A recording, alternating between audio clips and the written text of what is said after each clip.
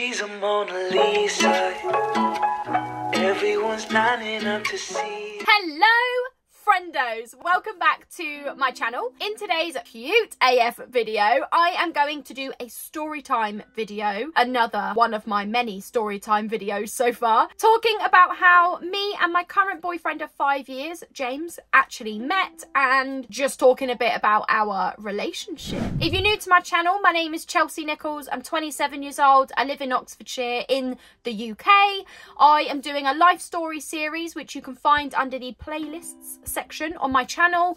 It is covering all things significant that have happened between birth until age of 25. You did hear me correctly, I am 27, but there needed to be a cut-off, otherwise this would just go on till I'm like 100, if I even make it to 100. So I capped it at 25. And if you want to watch my previous video, which is about my previous relationships, then I will link that on the time card at the top of the screen, somewhere up here.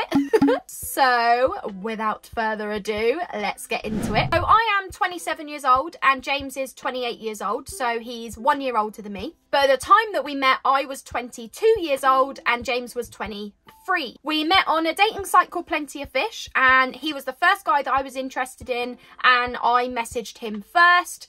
He had put in his profile that like he wasn't great with starting conversations, so I messaged him. I think I said something along the lines of, "Hi, you can't be that bad at starting conversations, surely." And that's just how it started. I had come out of a relationship in August 2017, and then we met on Saturday the 4th of November 2017. So literally just a few months after I'd come out of my previous relationship, which was a long-term serious relationship.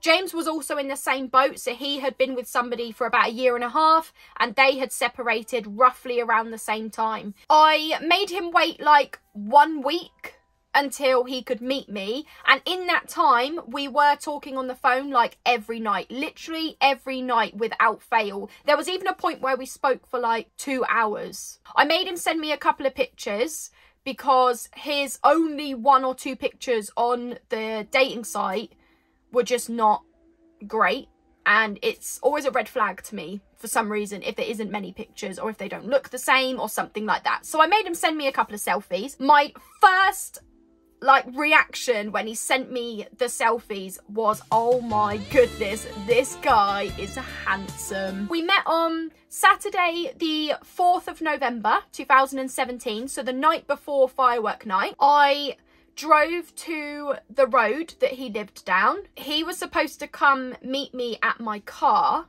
but he was in like a dirty t-shirt and dirty joggers because his dad, just before he was about to meet me, was like, "Oh, can you come and help me in the garden?" And he's like, "Dad, I'm going on a date. Like, this is not the right time. Are you for real?" But he did end up helping his dad. So I messaged him to be like, "I'm down your road." And he came out to my car to just let me know that he was finishing up helping his dad in the garden. I remember seeing him in the mirrors coming up to my car, and he went to the passenger side of my car and looked at me through the window. It was love at first sight. I'm not even joking. It was love at first sight. My heart skipped a beat. Butterflies, adrenaline. He was way more handsome in person than I thought he would be, and I absolutely still say that now. Like, to this day, I stand my ground on that. I am punching. I don't know what I did to deserve somebody like him, honestly.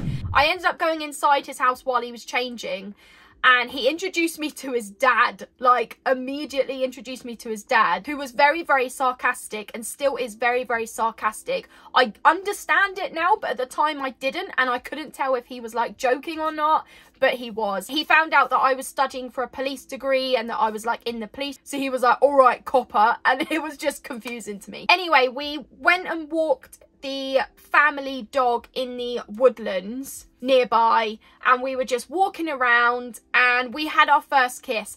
I was the one that initiated the first kiss, although I think he would say that he did, but it totally was not. It was completely and utterly me. I stood on the top of the hill while he stood behind me, and then I turned round and kissed him. The first thing he said after the kiss was, "I've got a semi." I think you know what that means, basically meaning he's got like a semi hard on. In my head I was like, why would you say that to me? But it was hilarious, like I burst out laughing. His ex-girlfriend's mum also called him while we were on our first date. It was just absolutely hilarious. We then went to TGI Fridays for dinner, but we barely ate our food. I think we were just so like in the moment that we didn't feel that hungry. And then we went and watched fireworks. I did stay over his house only because we were both not doing anything the following day, so I didn't want to drive 40 minutes home and then 40 minutes back the next day. Like, it just made sense to sleep over. But one thing did lead to another. I'm quite funny about like sleeping with somebody that I think is going to be a relationship, because I'm worried that if I go,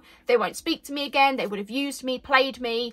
Again, if you haven't watched my virginity video, like, you need to watch that to know what I mean.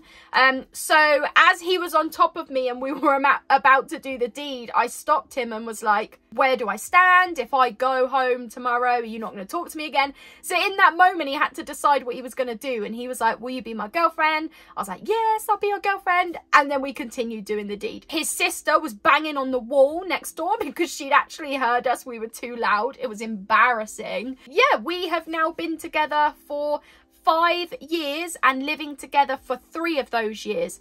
So after the first 2 years of our relationship, we then decided to privately rent a 2-bedroom maisonette that is in the area that like he grew up in. He's lived in Oxfordshire ever since he was born, but I was from like the Buckinghamshire area, like near to Slough. I'd moved around a lot, and Oxfordshire is definitely more beautiful than Slough.